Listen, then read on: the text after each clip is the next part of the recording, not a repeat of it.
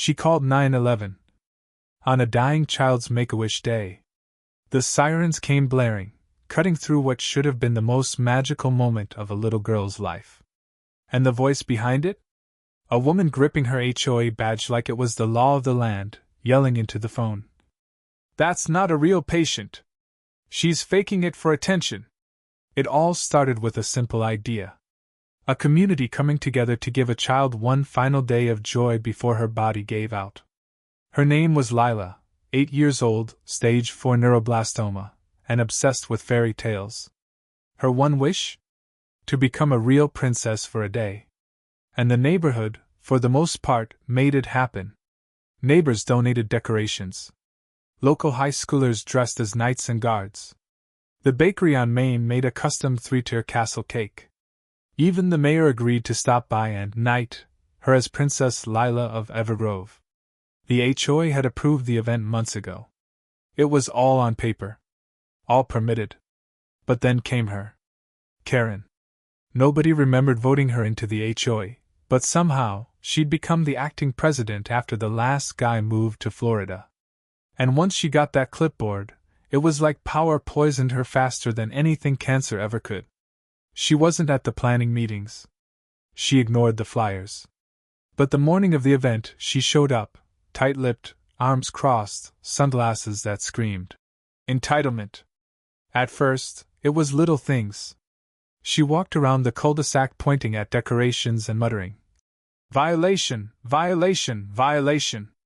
She snapped at one of the teens holding balloons for blocking a fire lane, and threatened to tow the next bicycle she saw on the sidewalk. People tried to ignore her. Lila arrived in a horse-drawn carriage, her tiny bald head wearing a glittery tiara, eyes wide with awe. It was perfect. For 2 minutes. Then Karen stormed the street like she owned it. She stood in front of the carriage and shouted, "Who approved live animals on HOA property?" The driver blinked. "Ma'am, this is for a Make-A-Wish event. It was cleared with the board." Karen scoffed. "I am the board now. And I don't remember signing off on a medieval freak show." Lila's mother, already holding back tears just to make it through the day, approached her carefully. "Please, please don't ruin this for her." Karen rolled her eyes. And that's when she did it. She pulled out her phone, called 911, and said words that froze everyone to the bone. "There's a public disturbance involving fraudulent medical claims. A fake terminal illness parade. I need officers here now." The crowd gasped. Even the teenage knight dropped his foamed sword. And then silence. Lila looked around, confused. "Mommy, did I do something wrong?" Her mother knelt down, her face crumbling as she tried to smile. "No, baby. Not at all." But the moment was gone. The music stopped. The volunteers stood awkwardly, not sure what to do.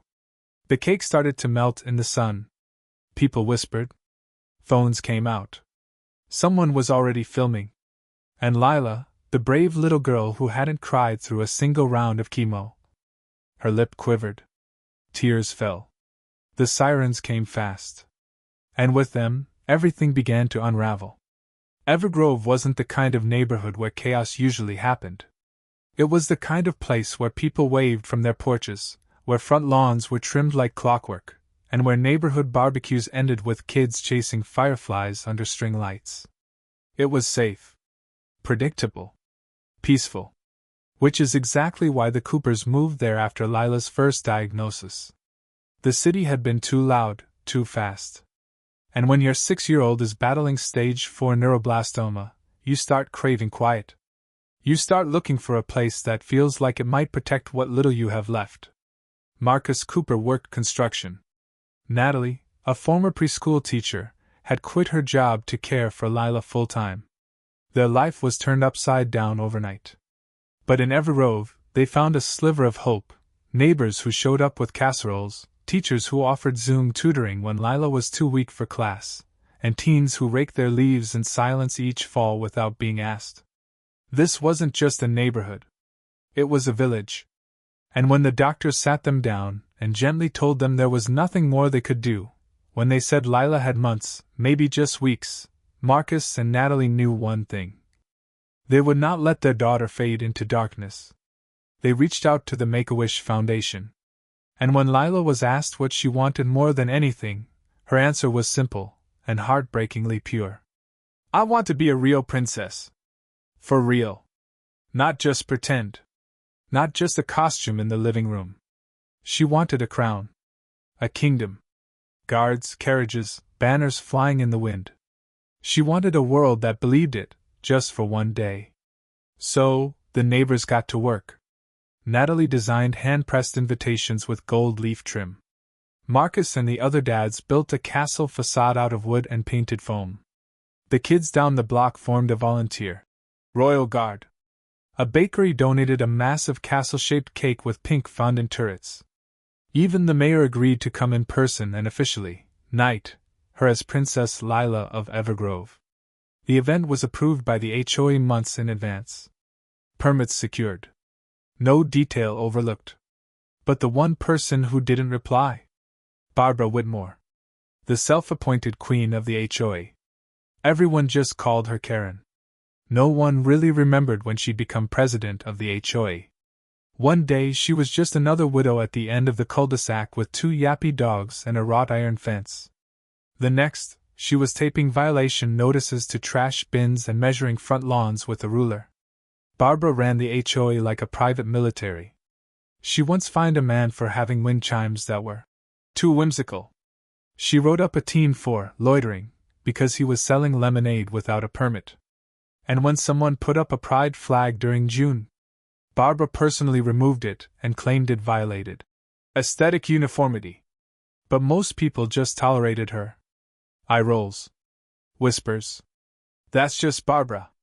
They figured as long as you kept your grass cut and stayed off her radar, you'd be fine. Until that morning. Lila's big day started before the sun. Natalie ironed the princess gown, custom-made, white with gold trimming and tiny heart-shaped gems lining the sleeves. Marcus put up the welcome arch and lit the lanterns that lined the street. One neighbor prepared a cotton candy stand. Another set up speakers for classical music. Local teens arrived in makeshift armor, ready to guard the royal procession. And at exactly 10 a.m., a white horse-drawn carriage turned the corner. People gasped.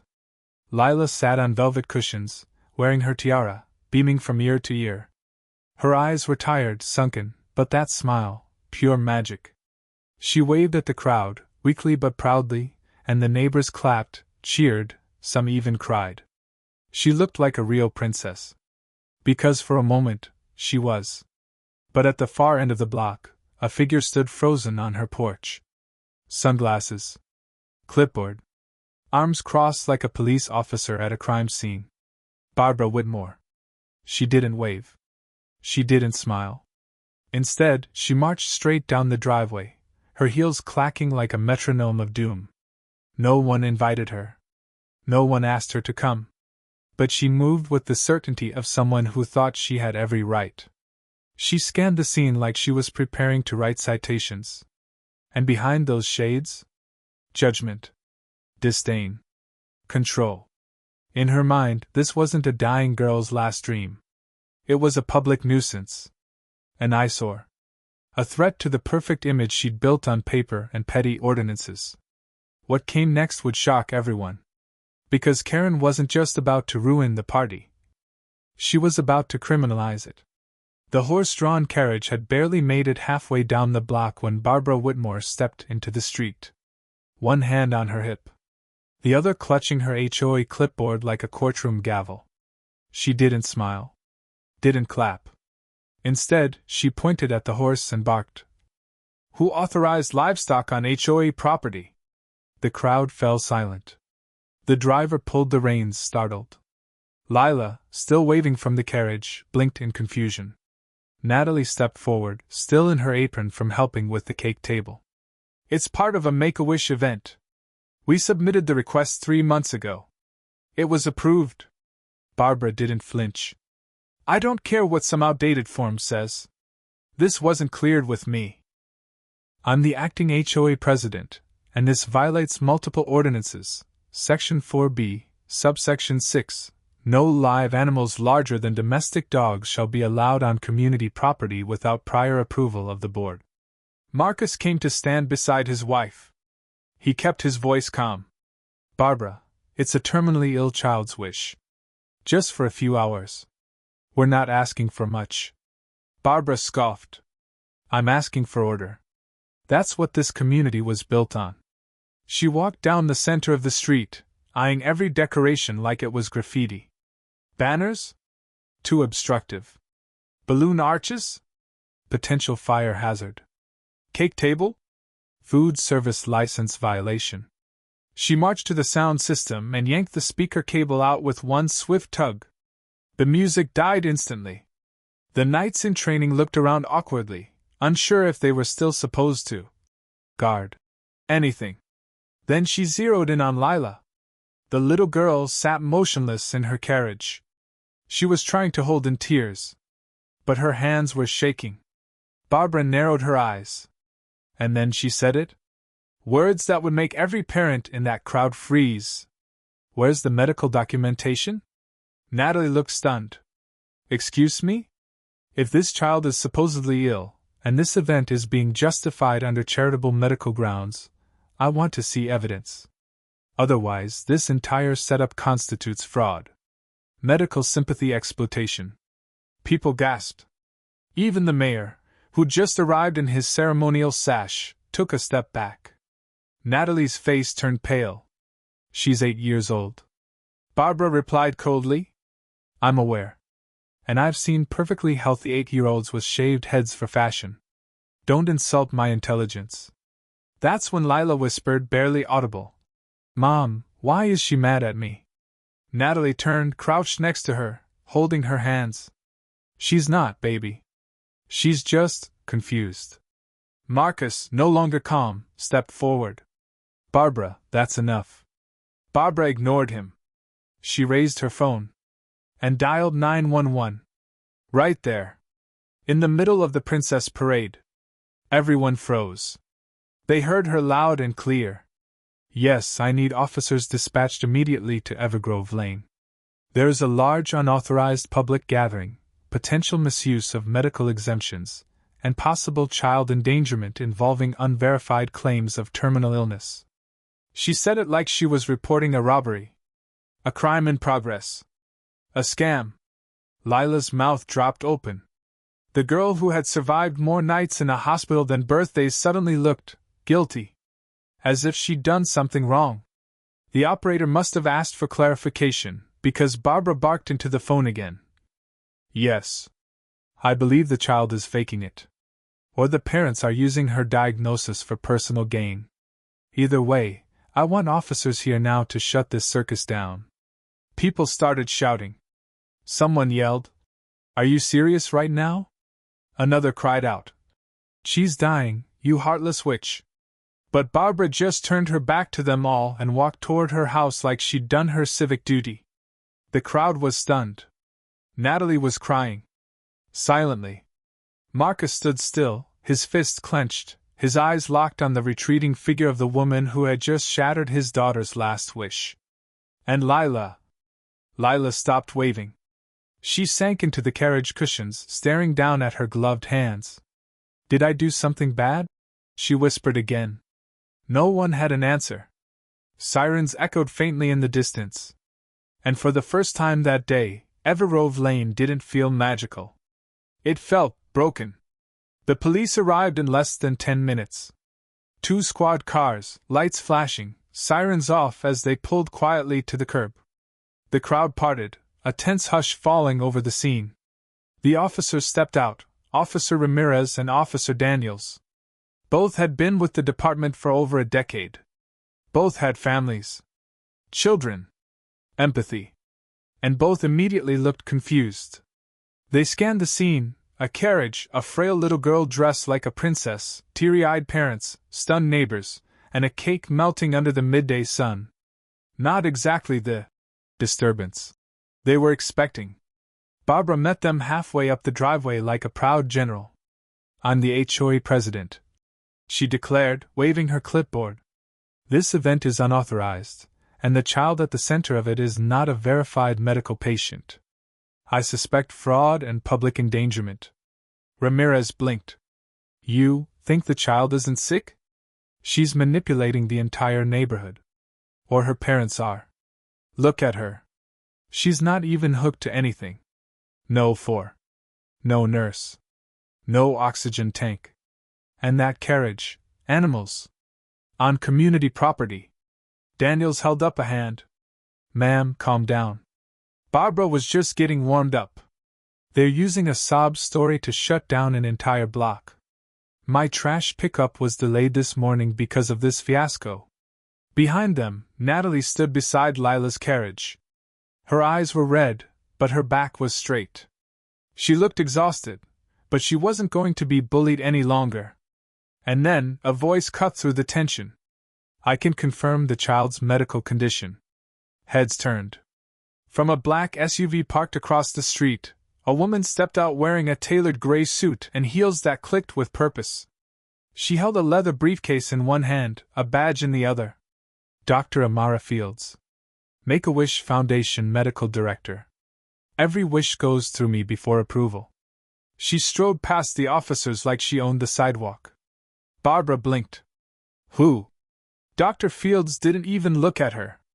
She walked straight to Lila's carriage, knelt down, and gently took the little girl's hand. Hi, sweetheart, she said with a warm smile. You look perfect. Lila tried to smile back, but her eyes stayed wet. Dr. Fields turned to the officers. Lila Cooper was diagnosed with stage 4 neuroblastoma 2 years ago. She's undergone 7 rounds of chemotherapy, 3 surgeries, and 2 stem cell transplants. Her current condition is considered terminal. She has every right to this event, and more. Ramirez glanced at Barbara. You called in a false report? Barbara's mouth opened, then closed. I didn't know, she doesn't look. Daniels stepped forward. Ma'am, what you just described could be considered a false police report. That's a misdemeanor under state law. I was trying to protect the community. Ramirez turned to Lila. I see a brave little girl celebrating her last wish. I don't see a threat. The crowd murmured in agreement. Someone clapped. Then another. And another. It grew into a wave.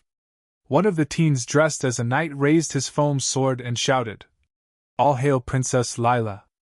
The block erupted into cheers. Even the horse neighed. Barbara, still holding her clipboard, stood frozen. She wasn't the authority anymore. Not here. Not today. And then came the final twist. Mayor Dwyer, who had been quietly observing, stepped forward. He looked directly at Barbara. As of this moment, he said calmly, you are suspended from all HOA duties, pending an internal review. Barbara's eyes widened. You can't. Yes, I can. As per city ordinance, any HOA president who files a civil complaint involving false allegations and public disruption may be removed temporarily by mayoral authority. He smiled tightly. And frankly, it's about time. A loud cheer went up again. Barbara backed away. For the first time, speechless. Natalie leaned down to her daughter. You're okay, baby. You're still our princess. Lila looked around, eyes brightening as she saw everyone cheering, banners flying, and the mayor standing beside her carriage. And then she smiled. A real one. The carriage moved forward again, this time accompanied by the full royal procession. The knights followed. The music resumed. The sun seemed to shine brighter. And Karen? Karen slinked back toward her cold iron gate, clipboard limp in her hand, invisible in a kingdom she once ruled by fear. But now, this kingdom belonged to the girl in the tiara. The parade continued. But not without consequences. Barbara Whitmore might have thought she could slink away, hide behind her iron gate and HOA title, but the town wasn't letting this one go. Within hours, videos of her 911 call were online. A neighbor had caught the entire meltdown on camera, Karen screaming into her phone, accusing a terminally ill child of faking it, trying to shut down a dying girl's wish. It went viral. Overnight, hashtags trended, Hashtag justice for Lila. Hashtag Karen ruin make a wish. Hashtag Evergrove disgrace. Local news picked it up by 6 p.m. By 10 p.m., the national stations were calling. And by morning, Barbara's name was everywhere. Her face was replayed on the evening news, over and over again, eyes cold behind those oversized sunglasses, voice sharp as a blade. She's faking it. The public backlash was immediate. The Evergrove HOA office received hundreds of calls, emails, and official complaints demanding her removal. Residents organized an emergency meeting, and this time, they weren't quiet. One by one, they stood and recounted Barbara's past behavior. The time she threatened to fine a man for planting sunflowers instead of approved shrubbery. The time she forced a widow to repaint her front door because it was too cheerful. The pride flag incident. The lemonade stand incident. The sidewalk chalk, graffiti, incident. It wasn't just about Lila anymore. This had been years coming. Mayor Dwyer officially stripped Barbara of all HOA powers within 48 hours. A special election was called. The community gathered on Saturday morning, not just to vote, but to take back their neighborhood. And Natalie? She stood in front of the entire crowd, holding Lila's hand, and spoke for the first time. "I didn't ask for justice," she said. "I just asked for a little kindness. And I got it. From all of you. Thank you for giving my daughter a day she'll never forget." The applause shook the gymnasium. Barbara never showed up. Rumor had it, she was packing her things. The city issued her a formal citation for filing a false emergency report, interfering with a medically sanctioned event, and inciting public panic. Fines totaled over $3,000. Her face was on every HOA training video under the section. What not to do? And Lila? She got a second wish. The mayor declared the following Sunday, Princess Lila Day, in the entire city. She was invited to throw the first pitch at the high school baseball game. She was crowned honorary mayor for a day. Businesses gave her free cupcakes and stuffed animals. Firefighters brought the ladder truck to her house so she could rescue her favorite teddy bear from a tree. But nothing beat what came next. Officer Ramirez, the one who first responded to the call, came by the Coopers' home a week later. He brought a shadow box. Inside was a golden badge replica, a tiny plastic tiara, and a note that read, "To the bravest princess we've ever met, from your knights in blue." Lila clutched it tight. Natalie cried quietly on the porch steps. Marcus didn't speak, he just placed a hand on Ramirez's shoulder and nodded. And in that moment, justice didn't look like courtrooms or arrests. It looked like dignity returned. Like kindness restored. Like a little girl finally being seen, not as a problem. Not as a burden. Not as a fake. But as exactly what she was. A real princess, in a world that had finally remembered how to believe. The banners came down a week later. The carriage was returned to the stable. The cake, long gone. The glitter on the sidewalks slowly washed away with the spring rains. But something lingered in Evergrove. A silence. Not the cold, judgmental kind Barbara used to spread like fog, but something softer. Something more reverent. Like the neighborhood had taken a breath, and decided to exhale kindness. Neighbors who had barely spoken before now waved more. Kids played longer in the cul-de-sac. Someone even painted a mural at the park, Lila, in her gown, holding a scepter made of stars. Underneath, in bold letters, "One day of magic can outshine a lifetime of cruelty." Lila's health declined rapidly in the weeks after the event. The doctors weren't surprised.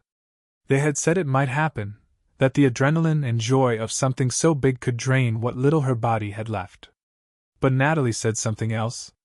She said her daughter finally slept through the night. No nightmares. No fear.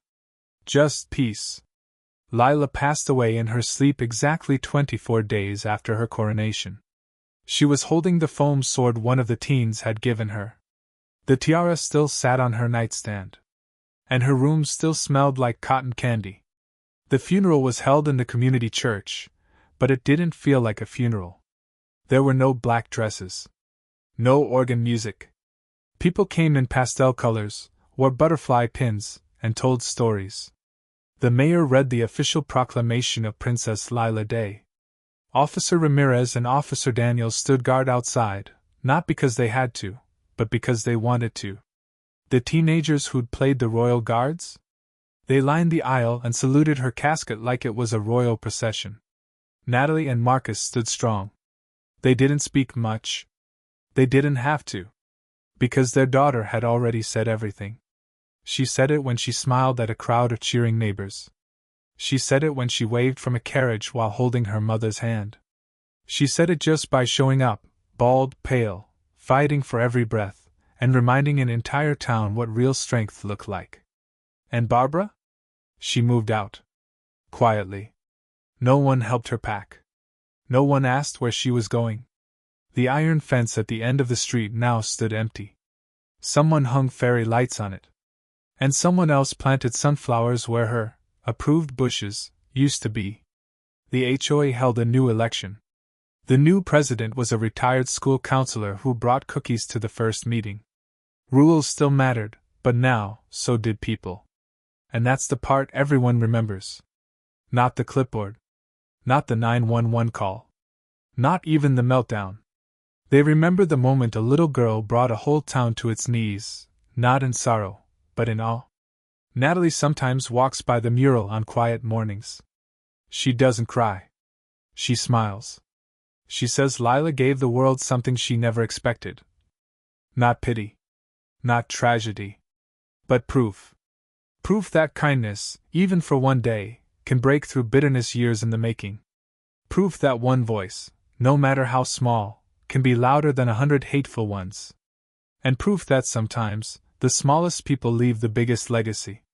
So if you ever drive down Evergrove Lane, don't be surprised if you see a little crown etched into the sidewalk, or a tiny tiara sticker on a mailbox. It's not vandalism.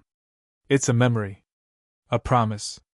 That for one day, a princess ruled that street, and no Karen could ever take that away.